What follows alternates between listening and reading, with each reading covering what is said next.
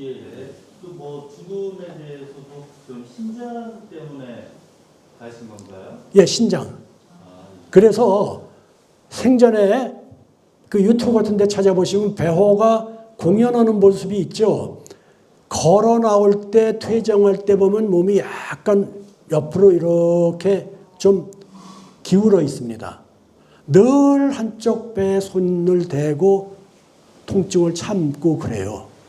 그래서 걸어 다닐 때도 약간은 몸이 기울어 있어요.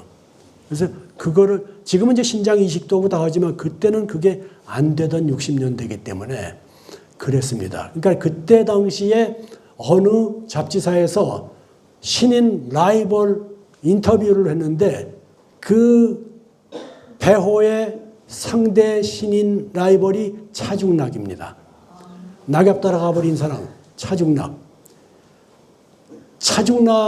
차중락의 낙엽 따라가 버린 사랑 음반을 제가 기획을 했어요. 그래서 그 차중락을 데뷔를 시켰는데 차중락은 형제가 11입니다. 11남매. 그 신세계 레코드사에 전속을 했는데 신세계 레코드 회사의 사장님 자녀는 12이에요. 그땐 또 그렇게 다복한 집안들이었습니다. 그래서 배호 차중락 두 사람이 인터뷰를 하면서 서로가 서로를 참 칭찬을 하고 그런 테이프가 남아 있습니다. 그 놈은 내가 가지고 있습니다. 지금도.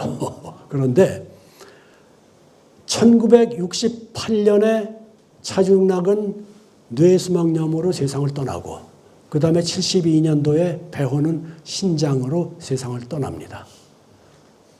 그래서 젊은 가수들이 그 몸을 잘 챙기지 않아서 비운의 그런 세상을 떠난 경우들이 여러분들이 잘 아시는 김정호 33살에 세상을 떠났고요. 그 다음에 김현식도 33살. 그 다음에 하수영 아내에게 바치는 노래. 이 친구는 34살. 그러니까 30대 보통 그렇게 장덕은 20대. 그렇게 참 세상을 떠난. 그러니까 아까 말씀드렸듯이 남인수, 이난영 이런 분들은 물론 40대 중반 그래도 아까운 나이긴 하지만 할 거 다 하고 누릴 거 다 누린 분들인데 그 30년대 중반에 이 얘기로 오늘 마무리를 하겠습니다. 제가 30년대 중반에 그러니까 20년대 1910년대 20년대에 가수들이 없죠. 음반 취입을 하려고 하는데 가수라는 직업이 없으니까 가수가 없습니다. 그런데 내가 할게 하고 나선 사람들이 기생이에요. 그래서 우리나라 초창기에는 기생들이 음반 취입이 많습니다. 노들강변이라는 곡이 민요가 아니고 창작곡인데 1934년에 박부영이라는 사람이 부른 곡입니다. 근데 지금은 민요처럼 되어 있지만 그건 그때 당시에 신곡, 신민요로 작곡이 된 겁니다. 그래서 그런 경우가 많아서 기생들이 취입을 하고 인기 가수가 되는 게 아무렇지도 않던 시절입니다. 그 시절에 1937년에 작곡가 김용환이란 분이 저 부평에 노래 잘하는 가수 있다. 주막에 갔어요. 그러니까 주막은 아니고 주점인데 가보니까는 기생이 있는데 정말 노래를 늘어지게 잘해요. 그래서 이제 아마 알아보니까 기생이에요, 이 사람이. 근데 기생 중에서도 3패 기생입니다. 기생이요. 1패, 2패, 3패가 있습니다. 1패는 빨간 우산을 쓸 자격이 있어 빨간 우산 씁니다. 인력거를 타도. 2패는 파란 우산입니다. 3패는 우산을 못 써요. 1패는 예기라고 해서 진짜 예술을 합니다. 이 사람들은. 연주하고 노래하고 그걸 합니다. 그래서 1패 기생을 딱 요리집에서 불러서 노래한다고 하면은 상을 그렇게 쫙 물립니다. 손님들이 다 물리고 뒤에 앉아요. 그리고 기생이 여기 와서 자기가 보일 걸 다 보여줍니다. 우리가 그 영화로 잠깐 봤었던 해어화라는 영화가 있죠. 그러니까 말을 이해하고 그 말을 할 수 있는 꽃이다 해서 당시에 일패기생을 해어화라고 불렀습니다. 그래서 이 사람들은 딱 자기 것 하고 갑니다. 그걸로 끝이에요. 그러니까 페이도 높죠. 이패기생은 뭐냐? 이패기생은 그러다가 어느 영감님하고 눈이 맞아서 들어앉은 사람입니다. 근데 들어앉아도 가끔 나와서 일을 해요. 또 이혼을 하는 경우도 있습니다. 그런 사람들은 이패기생이라고 합니다. 이 사람들은 소위 말하는 1차, 2차 다 하는 사람들이죠. 그런데 3패기생은 요리집이 아니고 주막, 주점 그런 데가 있고 작부라고 합니다. 술집 작부라는 얘기 많이 들어보셨죠? 그 작부가 3패기생이었던 겁니다. 이화자라는 사람이 거기 있는데 3패 작부입니다. 인천 권본에 지금도 기록에 이화자가 나옵니다.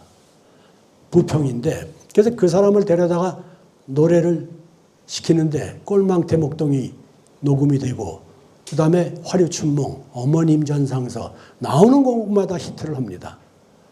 지금까지 가요사를 뒤져보면 제가 듣기에 그렇습니다. 비음이 많아서 히트한 가수가 첫째가 이난영, 두 번째가 이화자, 세 번째가 심수봉. 이 세 사람은 비음으로 정말 대히트를 한 사람들입니다. 노래 감정도 다 그렇게 내고요. 그 이화자가 인기가 좋으니까 이제는 탑스타가 됐어요. 그러니까 이난영이나 장세정이나 뭐 이런 사람들하고 만주나 일본 이런 공연도 다닙니다. 그래서 같이 쫙 서서 찍은 사진도 지금까지 전해지는데 공연을 갔을 때 겨울이에요. 2층입니다. 여관인데 추워요. 그래서 우동을 한 그릇 먹고 싶은 거라. 그래서 뽀이를 불러가지고 우동 구다사이 그랬어요. 그랬더니 이불을 갖다 줍니다. 그래서 이게 뭐야? 그러니까 또 불러서 또 얘기합니다. 근데 또 이불 한 채를 더 가져와요. 그래가지고 옆에 있던 옆방에 있던 선배한테 가서 물어봅니다. 아니 내가 우동 달랬는데 이 사람이 이불을 두 채를 갖다 줬다 그랬더니 야 너 뭐라고 얘기해서 다시 얘기해봐. 그랬더니 후동구다 사이 그런 거예요. 그러니까 비음이 섞이니까 후동이 돼버리고 후동이 이불이거든. 후동구다 사이 그러니까는 아 추운가 보다 하고 이불을 갖다 준 거예요. 그러니까는 그런 일화가. 근데 이 이화자라는 사람은 삼패기생 출신이기도 하지만 벼로가 나 있습니다. 하루라도 남자가 없으면 잠을 못 잔다. 이런 벼로가 났었습니다. 그래서 평생 독신으로 지내요. 그래서 1950년 6.25가 나던 해 봄에 이 사람들이 돈을 벌면 뭐 했을까요? 쓸 데가 없죠.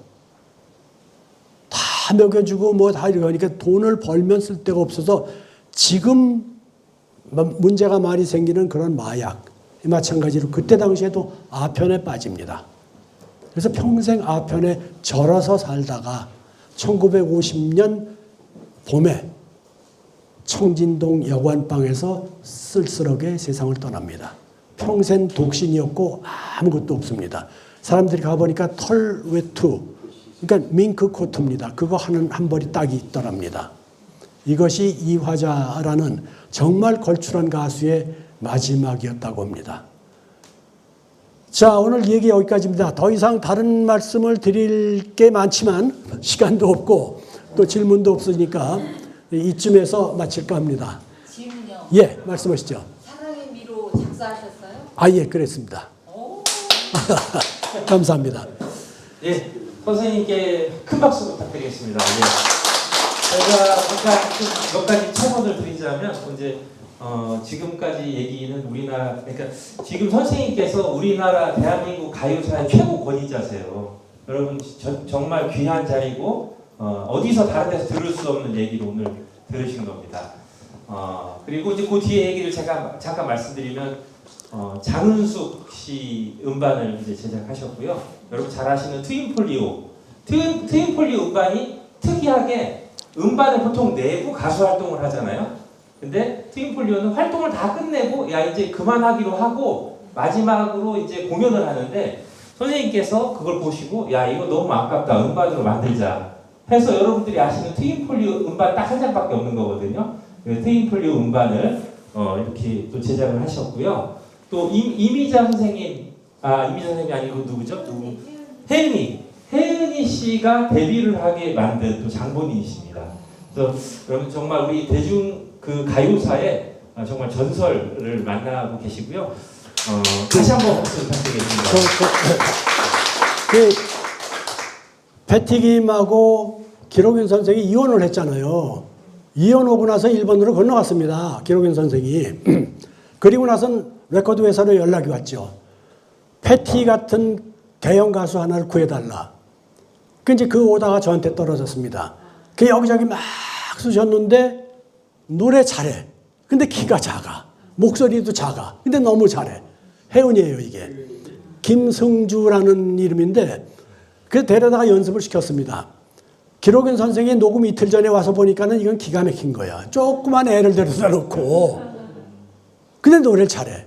그런데 자기가 일본에서 보낸 곡들은 패티김 스타일이기 때문에 맞지를 않아. 그래서 그날 밤에 곡을 하나 써서 녹음하는 당일날 라이브로 부른 것이 당신은 모르실 거야 입니다. 예. 그래서 그게 히트가 나고 기록윤 선생하고 쭉 활동을 하다가 83년도에 후리가 되고 그때부터는 또 제가 음반 제작을 하면서 제가 그 김희갑 선생하고 이제 사랑의 미로를 같이 했으니까 부탁을 해서 받은 곡이 열정. 그래서 열정을 히트시키고 그 판에 파란 나라가 들어있고요. 그 다음에 피노키오가 있고 이렇게 이제 히트곡을 같이 만들고 그랬습니다. 저는 그 혜은이를 90년에 노래시킨 것이 가장 인상에 남는데 그게 비가라는 노래입니다. 이 비가를 노래할 때 패티김이 이별할 때 울었듯이 혜은이도 울어요. 비가를 노래할 때. 사랑하는 사람의 그 이름을 부르지 못해 이 첫 소절 나갈 때부터 울었습니다. 그런데 그럴 수 있어요, 그거는. 아직 살아있으니까 내가 뒷얘기는 안 하겠습니다만 데뷔 때부터 지금까지 혜은이도 남자 참 많았습니다. 그 얘기 다 못합니다, 지금.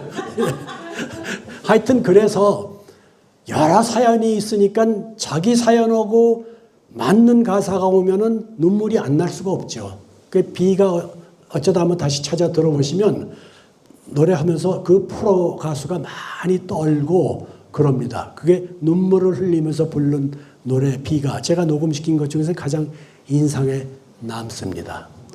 감사합니다, 오늘. 박수 부탁드립니다.